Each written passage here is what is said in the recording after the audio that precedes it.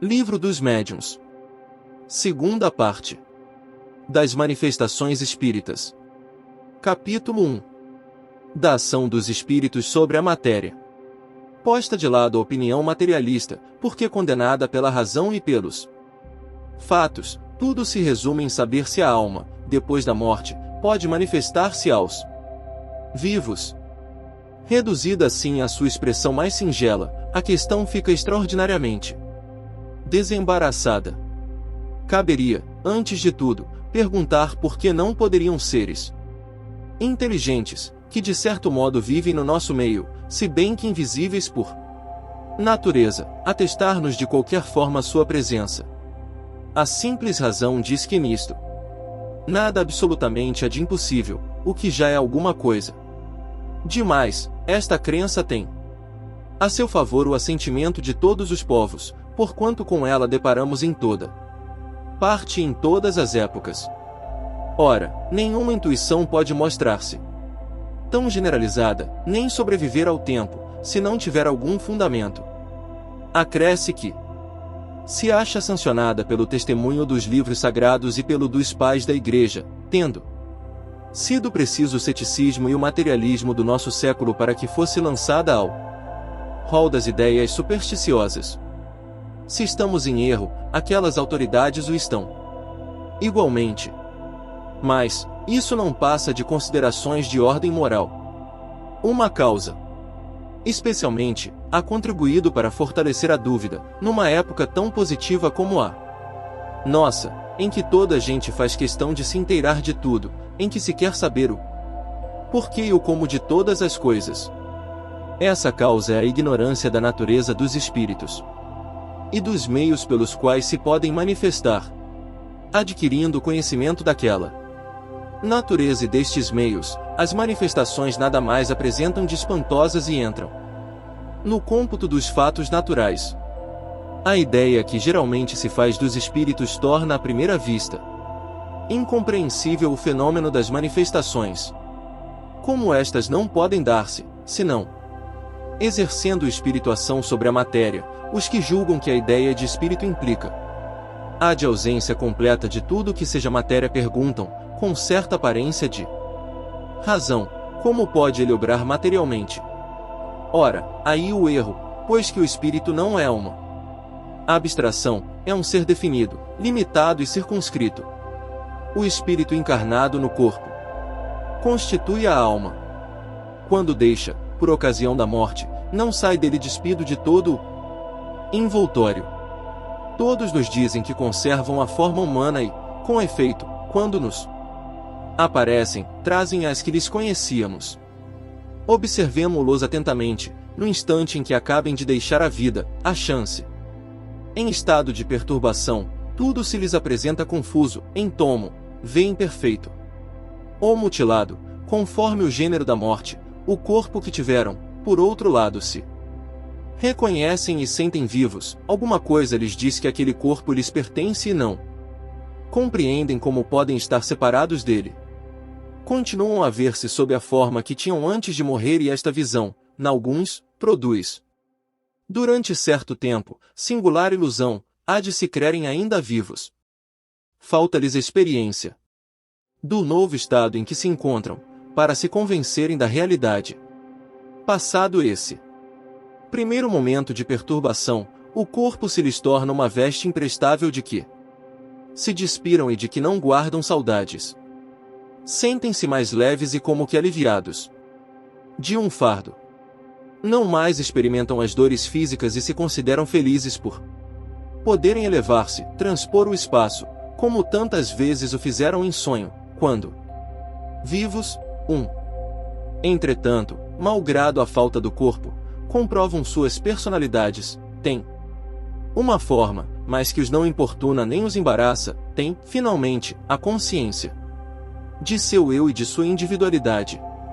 Que devemos concluir daí? Que a alma não deixa tudo no túmulo, que leva consigo alguma coisa. Numerosas observações e fatos irrecusáveis, de que mais tarde falaremos, levaram à consequência de que há no homem três componentes: primeiro, a alma, ou espírito. Princípio inteligente, onde tem sua sede o senso moral. Segundo, o corpo, invólucro grosseiro. Material, de que ele se revestiu temporariamente, em cumprimento de certos desígnios providenciais. Terceiro, o perispírito, envoltório fluídico, semimaterial, que serve de ligação entre a alma e o corpo. A morte é a destruição, ou, antes, a desagregação do envoltório grosseiro, do invólucro que a alma abandona. O outro se desliga deste e acompanha a alma que, assim, fica sempre com um envoltório. Este último, ainda que quem se quiser reportar a tudo o que dissemos em O Livro dos Espíritos sobre os sonhos e o estado do espírito durante o sono, NS 400 a 418, conceberá que esses sonhos que quase toda a gente tem, em que nos vemos transportados através do espaço e como que voando, são mera recordação do que o nosso espírito experimentou, quando, durante o sono, deixará momentaneamente o corpo material, levando consigo apenas o corpo fluídico, o que ele conservará depois da morte. Esses sonhos, pois, nos podem dar uma ideia do estado do espírito, quando se houver desembaraçado dos entraves que o retém preso ao solo fluídico, etéreo, vaporoso, invisível. Para nós, em seu estado normal, não deixa de ser matéria, embora até ao presente não tenhamos podido assenhorear-nos dela e submetê-la à análise. Esse segundo invólucro da alma, ou perispírito, existe, pois, durante a vida corpórea, é o intermediário de todas as sensações que o espírito percebe e pelo qual transmite sua vontade ao exterior e atua sobre os órgãos do corpo. Para nos servirmos de uma comparação material, diremos que é o fio elétrico condutor, que serve para a recepção e a transmissão do pensamento. É, em suma, esse agente misterioso, imperceptível, conhecido pelo nome de fluido nervoso, que desempenha tão grande papel na economia orgânica e que ainda não se leva muito em conta nos fenômenos fisiológicos e patológicos. Tomando em consideração apenas o elemento material ponderável, a medicina, na apreciação dos fatos, se priva de uma causa incessante de ação. Não cabe, aqui, porém, o exame desta questão. Somente faremos notar que no conhecimento do perispírito está a chave de inúmeros problemas até hoje insolúveis.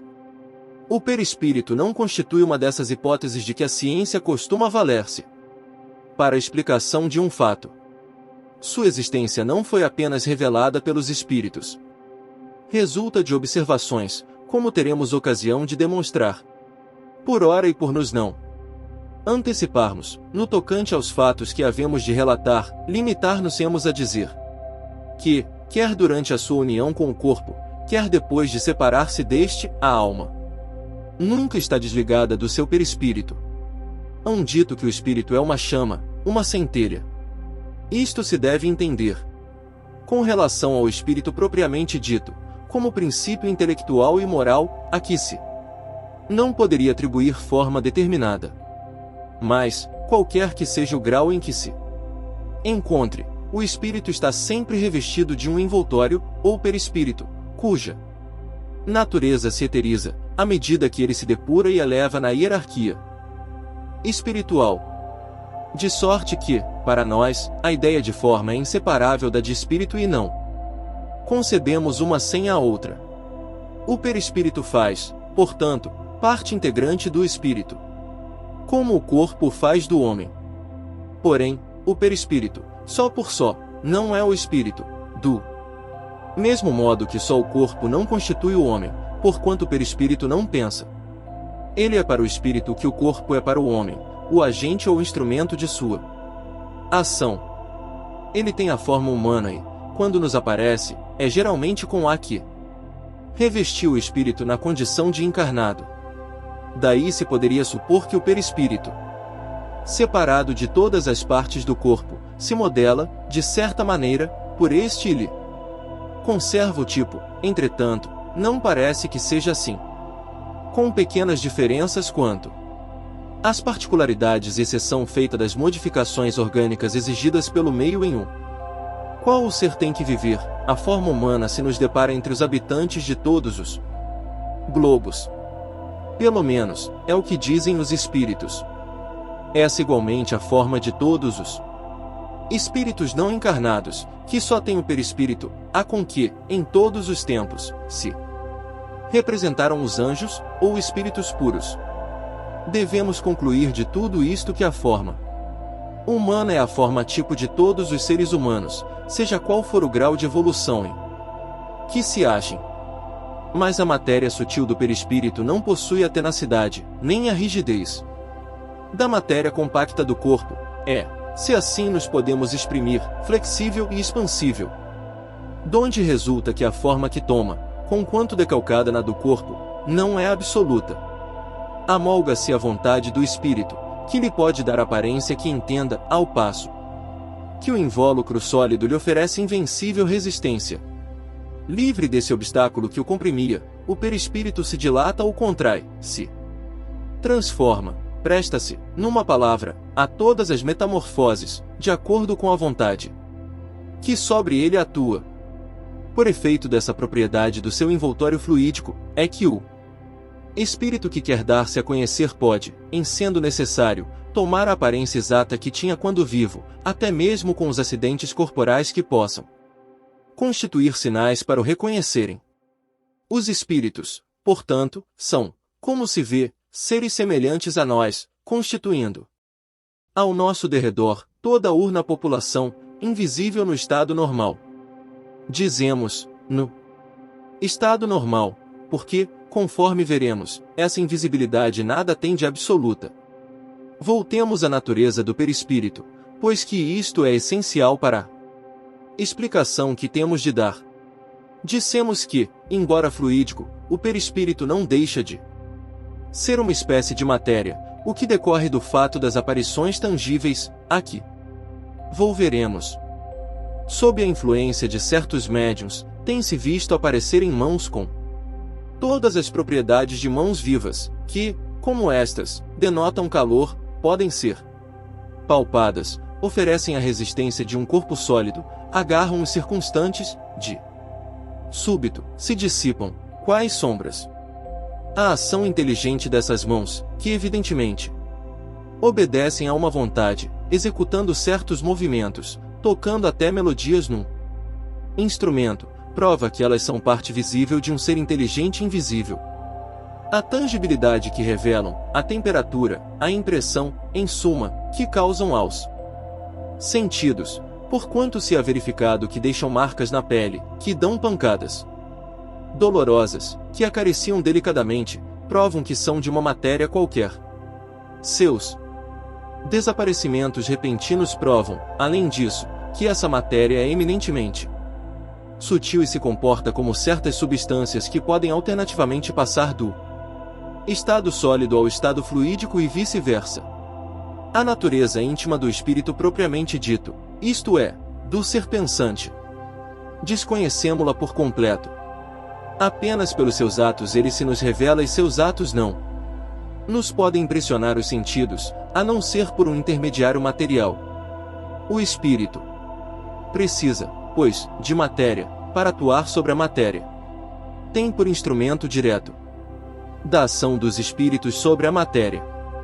De sua ação o perispírito, como o homem tem o corpo.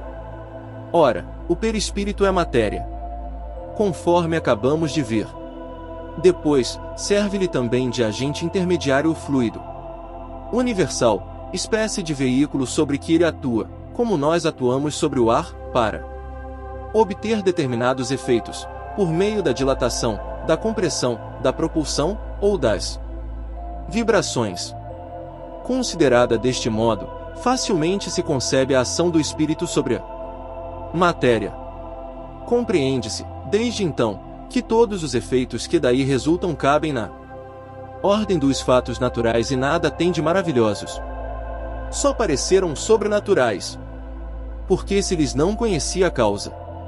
Conhecida esta, desaparece o maravilhoso e essa causa se inclui toda nas propriedades semimateriais do perispírito.